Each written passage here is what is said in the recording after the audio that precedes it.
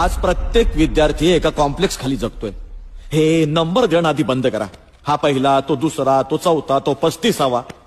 म्हणजे पहिले 5त येणारे विद्यार्थी स्वतःला श्रेष्ठ समजतात. मग काही 40वा येणारा विद्यार्थी मूर्ख आहे. तुम्हाला काय अधिकार आहे कोण श्रेष्ठ आहे ठरवण्याचा? कदाचित 40वा येणारा विद्यार्थी संगीतात श्रेष्ठ असेल, गायनात श्रेष्ठ असेल, पेंटिंग मध्ये श्रेष्ठ असेल. त्याला काही चॉईस आहे की नाही ठरवायला? तुम्ही स्पर्धा लावली आहेत मुलांमध्ये आणि मग त्यात काय पालकही सामील होत आहेत. मुलांवर दडपण आणतात. पहिल्या 5त ये, पहिल्या 10त ये. मग काय सुरू होतात classes, extra classes, coaching classes. बाजार मांडलाय तुम्ही, शिक्षणाचा बाजार. बरं एक गोष्ट मला सांगा. माझ्या एका मित्राला शिल्पकार व्हायचं होतं, पण SSCला तो सायन्स मध्ये फेल झाला म्हणून त्याला JJ स्कूल ऑफ आर्ट्स मध्ये ऍडमिशन घेणं शक्य झालं नाही.